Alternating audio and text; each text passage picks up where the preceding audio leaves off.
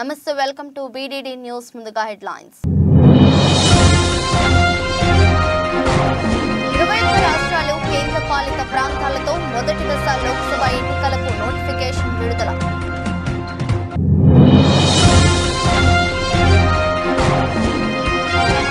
కోహ్లీ బాటలోని రాహుల్ తల్లిదండ్రులతో కలిసి KL రాహుల్ ప్రత్యేక పూజలు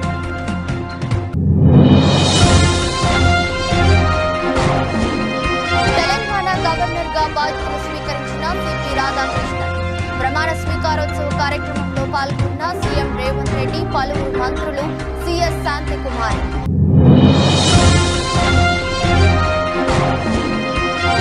గేమ్ చేంజర్ డిజిటల్ రైట్స్ భారీ ధరకు కొనుగోలు చేసిన అమెజాన్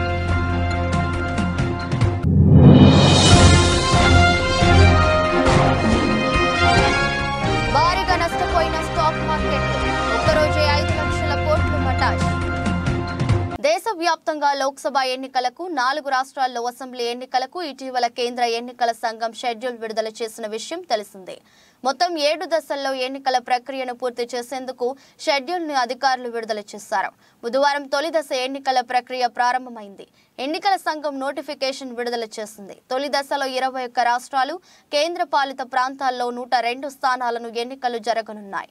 ఉత్తరప్రదేశ్, బీహార్, పశ్చిమ బెంగాల్, ఉత్తరాఖండ్, అరుణాచల్ ప్రదేశ్ సహా 21 రాష్ట్రాల్లో పోటీ చేసే అభ్యర్థులు బుధవారం నుంచి నామినేషన్ వేయనున్నారు.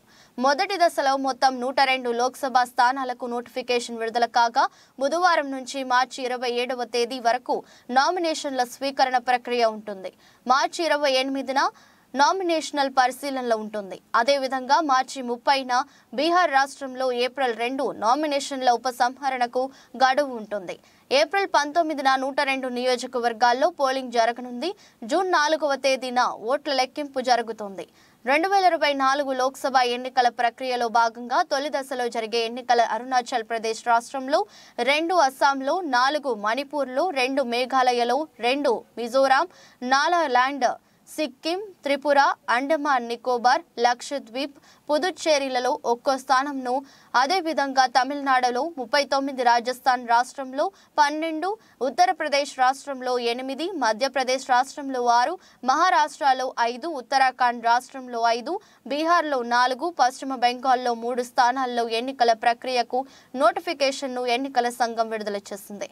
తొలి దశలో ఏప్రిల్ 19న 102 నియోజకవర్గాల్లో అత్యధిక సంఖ్యలో లోక్సభ స్థానాలకు పోలింగ్ జరగనుంది. जी मैं आशीष हूँ अमर उजाला डिजिटल से। मेरा सवाल है सर, जो आपने अभी 4M की बात की थी उसके लिए क्या कोई एडिशनल डिप्लॉयमेंट आपने किया है? अगर किया है तो वो क्या है sir? Just yeah, give it to him there. Yeah, please. Yeah. Can I? मैं उस कॉन्स्टिट्यूएंसी में क्रिमिनल कैंडिडेट बैकग्राउंड के खड़ा करना पड़ा तो बाकी क्यों नहीं मिला? आप बताइए, what is the basis of the selection of a candidate who has a criminal background? Then in order to clean up the entire system, we want to use the technology with the help of the citizens. Citizens, be please vigilant.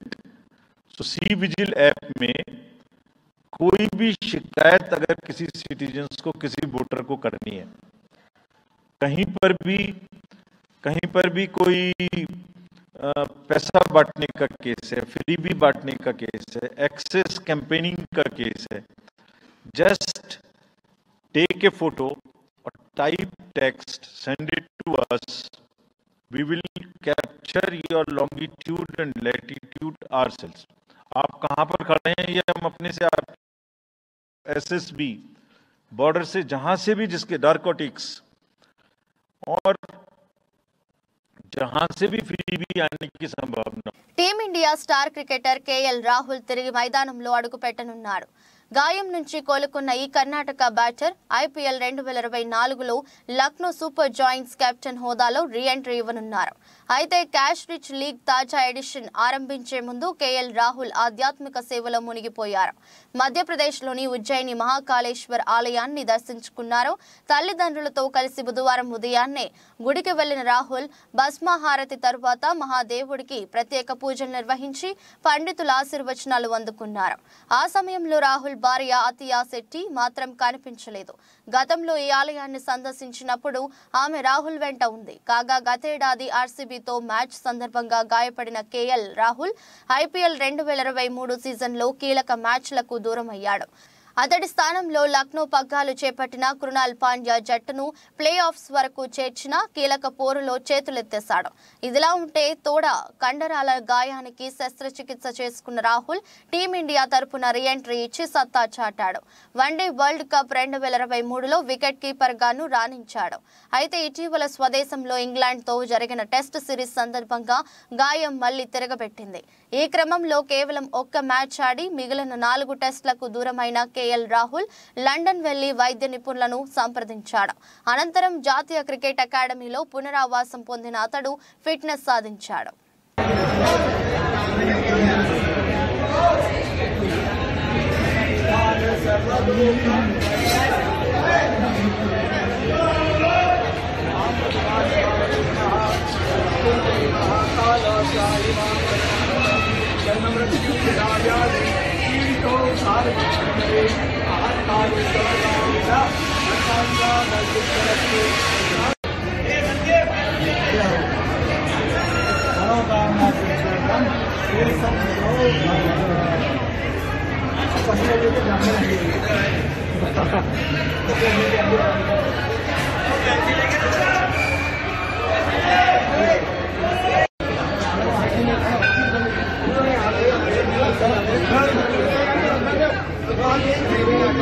Telangana governor గా CP Radhakrishnan బుధవారం ప్రమాణ స్వీకారం చేశారు. రాజ్భవన్ లో రాధాకృష్ణన్ చేత Telangana high court CJ Alok Aradhe ప్రమాణం చేయించారు. రాజ్భవన్ లో జరిగిన ఈ ప్రమాణ స్వీకారోత్సవ కార్యక్రమానికి సీఎం రేవంత్ రెడ్డి, పలువురు మంత్రులు, సీఎస్ శాంతికుమారి, ఇతర అధికారులు పాల్గొన్నారు. నూతన గవర్నర్ కు సీఎం రేవంత్ రెడ్డి పుష్పగుచ్చం అందజేసి అభినందనలు తెలియజేశారు. తెలంగాణ గవర్నర్ తమిళసై సౌందరరాజన్ గత 3 రోజుల క్రితం తన పదవికి రాజీనామా చేసిన విషయం తెలిసిందే. ఆమె రాజీనామాను రాష్ట్రపతి ద్రౌపది ముర్ము ఆమోదించారు. తెలంగాణ నూతన గవర్నర్ గా జార్ఖండ్ గవర్నర్ సిపి రాధాకృష్ణన్ కు అదనపు బాధ్యతలు అప్పగిస్తూ రాష్ట్రపతి కార్యాలయం మంగళవారం ఉత్తర్వులు జారీ చేసింది. కాగా ఇవాళ ఉదయం ఆయన తెలంగాణ గవర్నర్ గా ప్రమాణ స్వీకారం చేశారు. సిపి రాధాకృష్ణన్ తమిళనాడులోని కోయంబత్తూర్ నియోజకవర్గం నుంచి 2 సార్లు బీజేపీ అభ్యర్థిగా లోక్సభకు ఎన్నికయ్యారు. 2004 నుంచి 2007 వరకు తమిళనాడు బీజేపీ అధ్యక్షునిగా పనిచేశారు. 2016 నుంచి 2019 వరకు సూక్ష్మ, చిన్న మరియు మధ్య తరహా పరిశ్రమల మంత్రిత్వ శాఖ పరిధిలోని ఆల్ ఇండియా కోయర్ బోర్డుకు అధ్యక్షత వహించారు. 2023 ఫిబ్రవరిలో జార్ఖండ్ గవర్నర్ గా నియామకమయ్యారు. తెలంగాణ గవర్నర్ తమిళసై రాజీనామాతో రాష్ట్రపతి ద్రౌపది ముర్ము ఉత్తర్వుల మేరకు తెలంగాణ గవర్నర్ గా బుధవారం రాధాకృష్ణన్ అదనపు బాధ్యతలు చేపట్టారు. ఇక మార్చి 22న ఐపీఎల్ 2024 ఆరంభం కానుండగా మార్చి 24న లక్నో రాజస్థాన్ రాయల్స్ తో తమ తొలి మ్యాచ్ ఆడనుంది. ఈ నేపథ్యంలో మహాకాళేశ్వరుని దర్శించుకుని ఐపీఎల్ బరిలో దిగేందుకు కేఎల్ రాహుల్ సిద్ధమయ్యారు. కేంద్ర ట్రైబల్ శాఖ మంత్రి అర్జున్ ముండా బుధవారం ఉదయం 11 గంటలకు ఆదిలాబాద్ జిల్లా కేంద్రానికి చేరుకున్నారు. ఈ సందర్భంగా ఆయనకు భారతీయ జనతా పార్టీ శ్రేణులు ఘన స్వాగతం పలికారు. స్థానిక ఎమ్మెల్యే క్యాంపు కార్యాలయం వద్ద ఆయనను ఎమ్మెల్యే పాయల్ శంకర్ తో పాటు బీజేపీ ఆదిలాబాద్ పార్లమెంట్ అభ్యర్థి గోడం నాగేష్ పుష్పగుచ్చం అందజేసి శాలువాతో సత్కరించి స్వాగతం పలికారు. అనంతరం జిల్లాల్లో రాజకీయ పరిస్థితులపై సుదీర్ఘంగా చర్చించారు.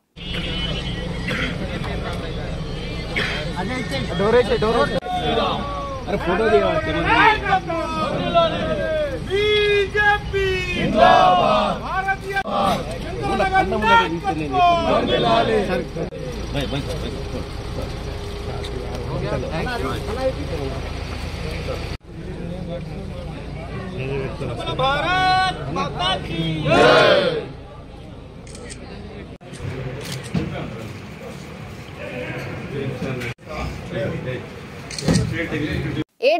జాతర ఉత్సవాలు 14 రోజుల ఆదాయం 61.18 లక్షలు ఆదాయం వచ్చినట్లు ఆలయ చైర్మన్ బాలాగౌడ్ ఈవో మోహన్ రెడ్డి వెల్లడించారు. సోమవారం జాతర హుండీ లెక్కింపు కార్యక్రమం రాజరాజేశ్వరి సేవా సమితి ఆధ్వర్యంలో గోకుల్ షెడ్ లో నిర్వహించగా దేవాదాయ ధర్మాదాయ శాఖ అసిస్టెంట్ కమిషనర్ శివరాజ్, ఇన్స్పెక్టర్ రంగారావుల పర్యవేక్షణలో లెక్కింపు కొనసాగింది. బంగారు, వెండి వస్తువుల మినహా హుండీ ఆదాయం నగదు రూపంలో 24.75 లక్షలు రాగా ప్రసాద విక్రయాల ద్వారా 25 లక్షల పైచిలకు, ప్రత్యేక దర్శనాల ద్వారా 9.95 లక్షల రూపాయలు, కేశకందనం ద్వారా 59,000, ఒడిబియ్యం ద్వారా 77,000 రాగా వివిధ విక్రయాలు, ప్రత్యేక దర్శనం, కేశకందనం, ప్రసాద విక్రయాల ద్వారా 36.42 లక్షల ఆదాయం వచ్చింది. ఈ కార్యక్రమంలో పాలక మండలి సభ్యులతో పాటు ఆలయ సిబ్బంది పాల్గొన్నారు. ఈ క్షేత్రంలో మహాశివరాత్రి ఉత్సవాలు ఈసారి తెలంగాణ రాష్ట్ర ప్రభుత్వం ఆధ్వర్యంలో గౌరవ ఎమ్మెల్యే శ్రీ మైనంపల్లి రోహిత్ గారి ఆధ్వర్యంలో ఈసారి అంగరంగ వైభవంగా నిర్వహించడం జరిగింది. దీనికి తెలంగాణ రాష్ట్ర ప్రభుత్వం మనకు 2 కోట్లు కేటాయించడం జరిగింది. డిస్ట్రిక్ట్ కలెక్టర్ ఆధ్వర్యంలో జిల్లా అధికారులు RNB, RWS, irrigation, PR, health department అన్ని డిపార్ట్మెంట్లకి ఈసారి ముఖ్యంగా మనకు శానిటేషన్ డిపిఓ సిబ్బంది చాలా చక్కగా పనిచేయడం జరిగింది. పోలీసు సిబ్బందికి చాలా చక్కగా పనిచేయడం జరిగింది. ఈసారి జాతరను అన్ని జాతరల కంటే అంగరంగ పోయినసారి కంటే ఈసారి చాలా పెద్ద ఎత్తున నిర్వహించడం జరిగింది. కాబట్టి అంగరంగ వైభవంగా అమ్మవారు జాతర ఊహించేది నిన్నటికి, రథోత్సవం నిన్న ఊహించేది. ఈరోజు మనము 14 రోజులకు సంబంధించి ఉండి లెక్క పెట్టడం జరిగింది. దానిలో భాగంగా 3 రోజులు మనకు మహాశివరాత్రి ఉత్సవాలలో ఓడిబియ్యం ద్వారా 77,950 రూపాయల ఆదాయం రావడం జరిగింది. కేశఖండం ద్వారా 59,250 రూపాయలు రావడం జరిగింది. స్పెషల్ దర్శనం ద్వారా 2,68,520 రూపాయలు రావడం జరిగింది. నార్కట్పల్లి గ్రామానికి చెందిన మాలవిక శంకర్పల్లిలో విధులు నిర్వహిస్తున్నట్లు నమ్మించింది. అయితే ఆర్పీఎఫ్ యూనిఫామ్ లో రీల్స్ చేయటమే కాకుండా పెళ్లి సంబంధం చూసేందుకు కూడా యూనిఫామ్ లోనే వెళ్లింది. యూనిఫామ్ లోనే వీఐపీ దర్శనాలు, ప్రభుత్వ కార్యాలయాలకు వెళ్లడం చేసింది. పెళ్లి సంబంధాల కోసం అబ్బాయి తరపు వాళ్లు అధికారులను సంప్రదించగా మోసం బయటపడింది. ఆర్పీఎఫ్ పోలీసులు మాలవికని అరెస్టు చేసి రిమాండ్ కు తరలించారు.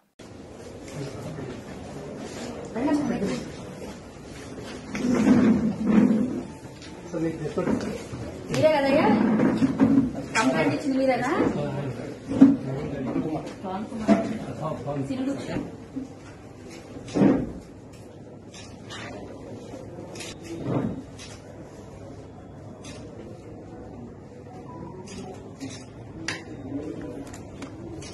ఓకే. యమున అండ్ ఈ అమ్మాయి పేరు రమ్య. యామిని రాంబిల్లి మండలం కొత్తపట్నం గ్రామం నందు నియోజకవర్గ శాసనసభ్యులు యువి రమణమూర్తి, రాజు మరియు మాజీ DCCB chairman you Sukumar Teja సమక్షంలో మండల నాయకులు, సర్పంచ్ చోడుపల్లి వెంకటేశ్వర్లు, ఉప సర్పంచ్ చోడుపల్లి నూకరాజు ఆధ్వర్యంలో తెలుగుదేశం పార్టీ నుండి పెద్ద ఎత్తున నాయకులు, కార్యకర్తలు వైఎస్ఆర్సీపీ తీర్థం పుచ్చుకున్నారు. వైఎస్ఆర్ పార్టీ అధికారులకు వచ్చినట్టే నేను గడప గడపకు వచ్చినట్టు చూశాను. మీరు ఎవరు బుక్ చూసినా ఒక కుటుంబం తీసుకుంటే 5 లక్షల నుంచి 15 లక్షల రూపాయల దాకా ఒక కుటుంబం డబ్బులు వచ్చి ఆ బుక్ లో ఇంతమంది ఎప్పుడన్నా ఈ పేర్లు అలిగించారా? అమ్మఒడి కానీ, ఆసరా కానీ, చేయూత కానీ ఇవన్నీ ఎప్పుడు అలిగించారా? ఇవాళ మేము వైద్యం గురించి 25 లక్షల రూపాయలు కార్డు ఇస్తున్నాం. ఏ జబ్బు వచ్చినా సరే దాంతో 25 లక్షలతో మీరు బ్రహ్మాండంగా వైద్యం చేయించుకునే అవకాశం కూడా ఇవాళ కల్పించాం. అందువల్లమ్మా మీకు రేపు రాబోయే రోజుల్లో మీ మత్స్యకారులకు ప్రత్యేకంగా, ఎందుకంటే ఇంకా చాలా ప్యాకేజీలు మీకు రావాల్సినవి ఉన్నాయి, చాలా చేయవలసింది కూడా ఉంది. తప్పకుండా మరి మీ అందరూ సహకరించి మీ గ్రామంలో కూడా, ఎందుకంటే ఇవాళ ఓటు అన్నది చాలా విలువైంది. అందువల్ల చూసి తప్పకుండా మా ప్రభుత్వాన్ని సహకరించండి, మా జగన్మోహన్ రెడ్డి గారిని దీవించండి. తప్పకుండా మీ అధికారులకు వచ్చిన తర్వాత మీకు రావాల్సిన అన్నింటి గురించి కూడా పోరాడి మిగిలిన అన్ని కూడా క్లియర్ చేస్తామని చెప్పి తెలియజేసుకుంటూ బొప్పాడిలో జరిగిన ప్రజాగలం సభ జన ప్రభంజనంలా చారిత్రాత్మకమైన సభలా జరిగింది. బొప్పాడి సభకు 12 కిలోమీటర్ల దూరంలో నేను ట్రాఫిక్ లో ఇరుక్కుపోయానంటే సభకు ఎంత భారీ ఎత్తున ప్రజలు తరలివచ్చారనేది అర్థం చేసుకోవాలి. సభకు ఎటు సూచినా 15 కిలోమీటర్లు ట్రాఫిక్ ఆగిపోయిన పరిస్థితి నెలకొంది. సభలో ఒక భాగం ప్రజలుంటే 3 భాగాలు సభ బయట ట్రాఫిక్ లోనే ఉన్నారు. ట్రాఫిక్ ను క్లియర్ చేయడంలో, జనాన్ని కంట్రోల్ చేయడంలో పోలీస్ వ్యవస్థ తీవ్ర వైఫల్యం చెందింది. పోలీస్ వ్యవస్థ కావాలని ట్రాఫిక్ సమస్యను సృష్టించారు. 17వ తారీఖున బొప్పూడిలో జరిగినటువంటి మహాసభ అది ఒక జన ప్రభంజనం లాగా జరిగింది. ఒక చారిత్రాత్మకమైనటువంటి సభలాగా జరిగింది. ప్రధానమంత్రి నరేంద్ర మోదీ గారు,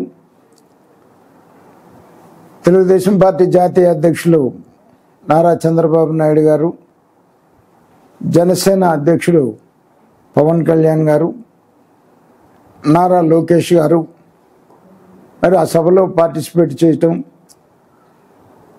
అసలు ఆ ఏరియా మొత్తం కూడా నేనైతే 15 కిలోమీటర్ల దూరంలో బొప్పుడికి ట్రాఫిక్లో ఇరుక్కుపోయాను. ప్రధానమంత్రి గారి సియాఫ్లో నేను ఉన్నాను. అక్కడికి చేరుకోగలను లేదు అనేటువంటి ఒక భయం నాలో పట్టుకుంది. 15 కిలోమీటర్లు కూడా ఎటు చూసినా కూడా 15 కిలోమీటర్లు ట్రాఫిక్ ఆగిపోయింది. గ్రౌండ్లో ఉన్న జనం ఒక భాగమే ఉన్నారు, 3 భాగాల జనం బయటే ఉన్నారు. పోలీసు తీవ్రంగా వైఫల్యం చెందింది. మీటింగ్ ప్లేస్కి సరిగ్గా జనాన్ని చేరనీయకుండా మధ్యలోనే ఆపేసి కిలోమీటర్ల లెక్క ట్రాఫిక్ జామ్, కావాలని ట్రాఫిక్ జామ్ సృష్టించినటువంటి పరిస్థితి. మరి కొంతమంది వైసీపీ నాయకులు ఓటమి భయంతో తట్టుకోలేక పిచ్చి పిచ్చిగా మాట్లాడుతున్నటువంటి పరిస్థితి ఉంది. వీళ్ళకి బుద్ధి చెప్పడానికి ఎంతో సమయం లేదు, ఎన్నికల్లో ఉన్నాము. ఖచ్చితంగా ప్రజలు మీకు బుద్ధి చెప్పి ఎన్డీఏ కూటమిని అధికారంలోకి తీసుకొస్తారని చెప్పేసి నేను ఈ సందర్భంగా చెప్తా ఉన్నాను. కర్ణాటక మద్యం అక్రమంగా విక్రయిస్తున్న నిందితుల్ని పోలీసులు అరెస్టు చేశారు. అరెస్ట్ అయిన నిందితుడి వద్ద 58,000 ఏవైనా కర్ణాటక మద్యం పెట్టారా ప్యాకెట్లను సీజ్ చేశారు. నిందితుడి అరెస్టుకు సంబంధించిన Madanapalle rural circle CI Sadgurudu SI Chandrasekhar కథనం మేరకు పుంగనూరు మండలం అలజనేరు గ్రామంలో ఉండే మారప్ప గారి సుబ్రహ్మణ్యం కర్ణాటక రాష్ట్రం నుంచి అక్రమంగా 768 కర్ణాటక మద్యం ప్యాకెట్లను అమ్మకానికి సిద్ధంగా ఉంచినట్లు సమాచారం అందించారు.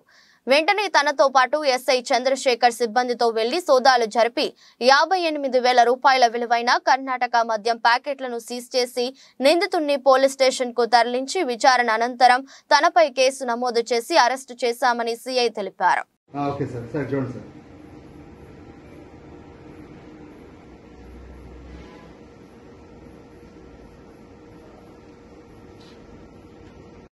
అధికారం పోయాక వినోద్ రావు ఇప్పుడు శుద్ధపూసలా మాట్లాడుతున్నాడని ప్రభుత్వ విప్ వేములవాడ ఎమ్మెల్యే ఆది శ్రీనివాస్ అన్నారు. మంగళవారం కదలాపూర్ మండల కేంద్రంలో ప్రభుత్వ విప్ మాట్లాడుతూ బీఆర్ఎస్ నేత వినోద్ రావు పార్టీ ఫిరాయింపులపై నగనాచి కబుర్లు చెప్తున్నాడని అన్నారు. 10 ఏళ్ల పాటు కేసీఆర్ విచ్చలవిడిగా ఎమ్మెల్యేలను ప్రలోభ పెట్టినప్పుడు వినోద్ రావు కనిపించలేదా అని ప్రశ్నించారు. మాట్లాడుతున్న మాటలను ఒకసారి ఈరోజు కాంగ్రెస్ పార్టీ పక్షాన్ని తీవ్రంగా తప్పుపడుతూ ఒకటి అడుగుతున్న వినోదరావు గారిని సూటిగా, ప్రతిమ మల్టీప్లెక్స్ లో గతంలో టాకీస్ లందుండి మీ ప్రతిమ టాకీస్ సెల్లార్ లో అట్టపెట్టెలలో దొరికిన 6,66,00,000 మాయి కావాలని ప్రమాణం చేయగలుగుతారా మీరు అడుగుతున్నా? మా డబ్బు కాదు, మా ఉమ్మడి డబ్బు కాదు. రాబోయే ఎన్నికల్లో నేను ఎంపీగా పోటీ చేసిన కోసమే నా బంధువులు నేను కలిసి అక్కడ దాచుకున్నామని చెప్పని అన్నట్టు మాట తప్పు అని చెప్పి ప్రమాణం చేయగలుగుతూ ఉంటారు మీరు. ఎన్నికల్లో డబ్బుతో గెలవాలని చెప్పినటువంటి మీకు ప్రజలు తగిన రీతిలో 100 రోజుల కింద బుద్ధి చెప్పారు. రాబో రోజులు కూడా తగిన రీతిలో మీకు బుద్ధి చెప్తారు. డబ్బును కాళేశ్వరాన్ని కామధేనుగా చేసుకొని విచ్చలవిడిగా డబ్బులు సంపాదించుకుంది అవినీతి అక్రమాల ద్వారా నాణ్యత కట్టడాలు కట్టని చెప్పని ప్రజలకు పోయింది. కాబట్టి ఈ లోక్సభ ఎన్నికల్లో ఈ 17 సీట్లలో ఒక్క సీటు కూడా మీకు రాదు. అసలు మీరు థర్డ్ ప్లేస్కి వెళ్ళిపోయారు.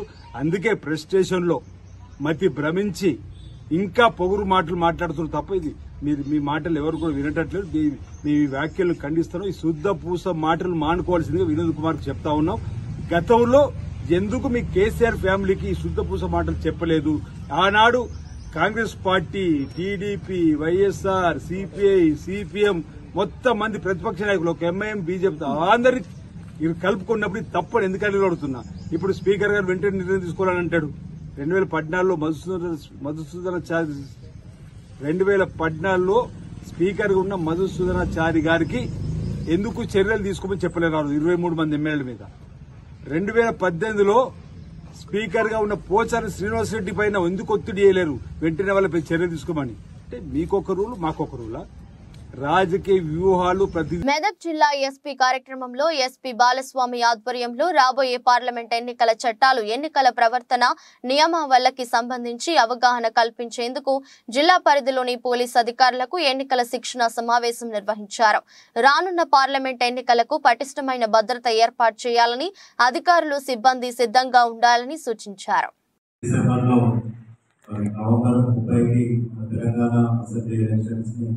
విజయవంతంగా కంప్లీట్ చేయడం జరిగింది. తర్వాత ఇప్పుడు మనకు పార్లమెంట్ ఎలక్షన్స్ కోసం ఎలక్షన్ కమిషన్ 16th రోజు నోటిఫికేషన్ జారీ చేయడం జరిగింది. సో నోటిఫికేషన్ జారీ చేసిన ఇప్పుడే మనకు ఈ ఎంసీసీ కోడ్ అనేది అమల్లోకి వస్తుంది. కాబట్టి మనము ఎంసీసీకి సంబంధించినటువంటి ఎటువంటి వయలేషన్స్ ఉన్నా కానీ వాటి మీద యాక్షన్ తీసుకోవాల్సిన బాధ్యత మన పైన ఉంటుంది. సో మెయిన్గా ఎంసీసీ వయలేషన్స్ ఏవైతే ఉన్నాయో అవన్నీ కూడా మనము ఎన్ఫోర్స్ చేయాలి. So we are the enforcing agency.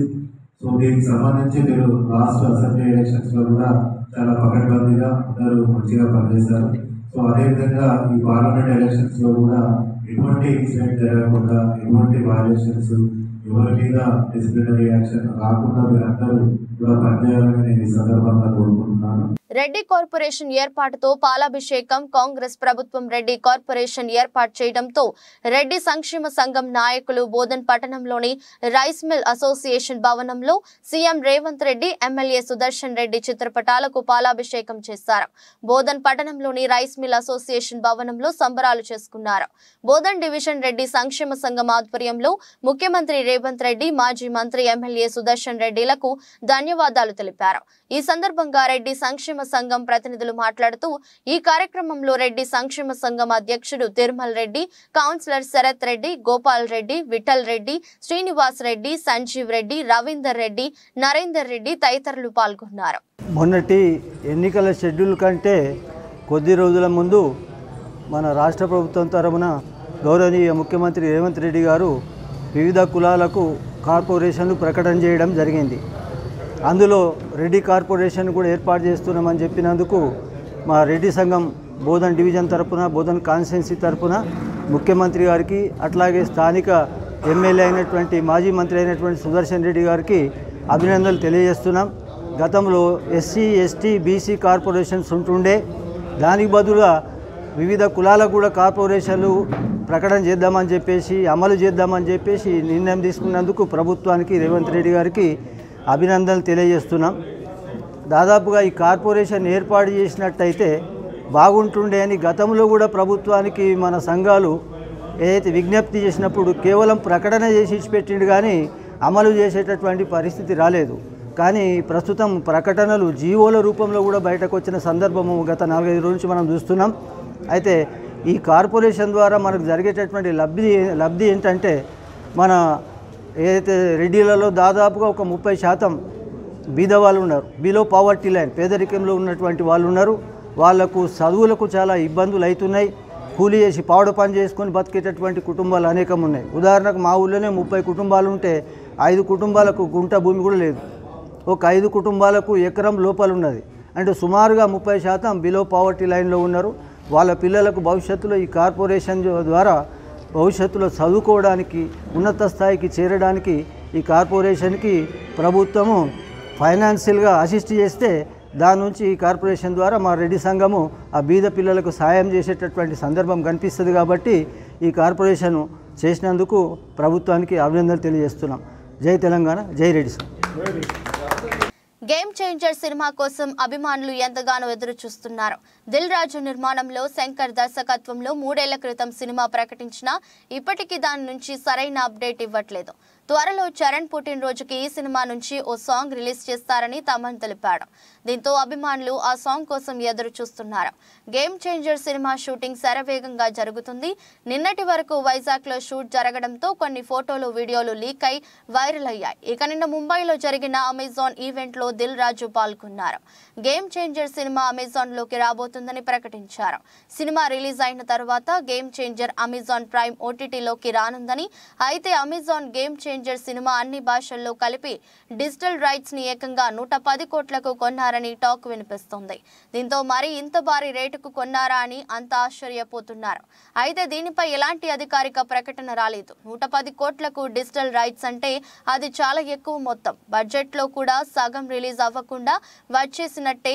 ఇక గేమ్ చేంజర్ సినిమా ఓ ఐఏఎస్ ఆఫీసర్ కి అవినీతి రాజకీయ నాయకులకు మధ్య ఒక జరిగే కథ అని తెలుస్తుంది. గేమ్ చేంజర్ సినిమా ఎప్పుడు రిలీజ్ చేస్తారో చెప్పలేదు, కానీ సెప్టెంబర్ లేదా డిసెంబర్లో రిలీజ్ అయ్యే అవకాశం ఉందని తెలిపారు.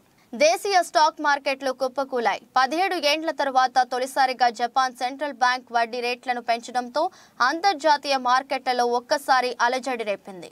జపాన్ ఆర్థిక వ్యవస్థ కూడా కుంటుపడుతున్నదని వచ్చిన సంకేతాలు మదుపరులను అమ్మకాల వైపు నడిపించాయి.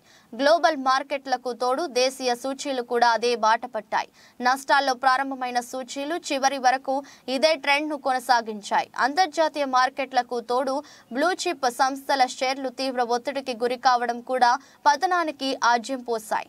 ఇంట్రాడేలో 800 పాయింట్లకు పైగా నష్టపోయిన 30 షేర్ల ఇండెక్స్ సూచీ సెన్సెక్స్ ఒక దశలో 72,000 దిగువకు పడిపోయింది. చివర్లో ఈ భారీ నష్టాలను తగ్గించుకోగలిగింది. మార్కెట్ ముగిసే సమయానికి 736.37 పాయింట్లు లేదా 1.01% నష్టపోయి 72,012.5 వద్ద ముగిశాయి.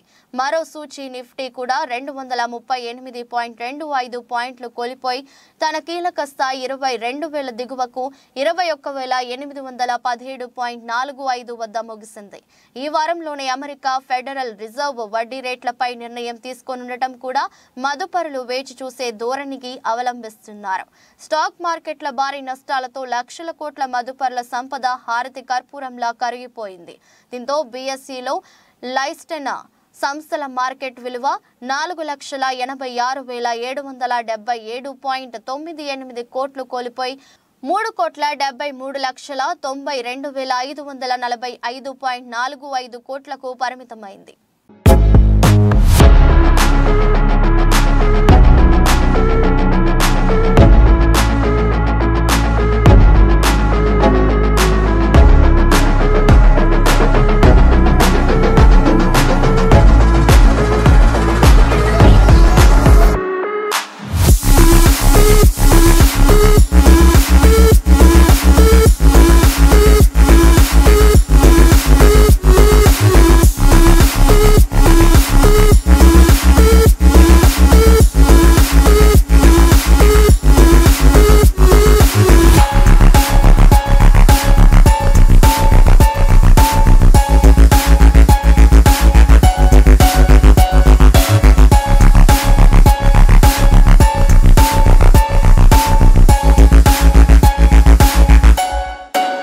వార్తలు ముగించే ముందు మరోసారి హెడ్లైన్స్.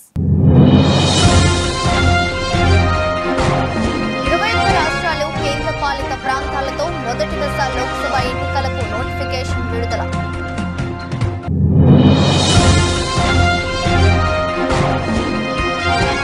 కోహ్లీ బాటలోని రాహుల్ తల్లిదండ్రులతో కలిసి కేఎల్ రాహుల్ ప్రత్యేక పూజలు.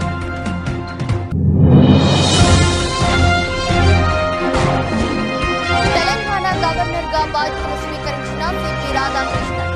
ప్రమాణ స్వీకారోత్సవ కార్యక్రమంలో పాల్గొన్న సీఎం రేవంత్ రెడ్డి, పలువురు మంత్రులు, సిఎస్ శాంతికుమారి.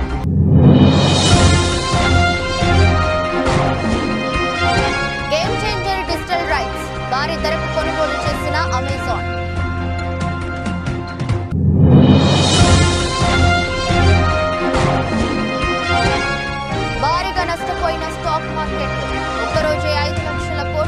ప్రకాష్. ఈ దృష్టి బులెటిన్ మరో బులెటిన్లో మళ్ళీ కలుద్దాం. అంతవరకు సెలవు. నమస్కారం.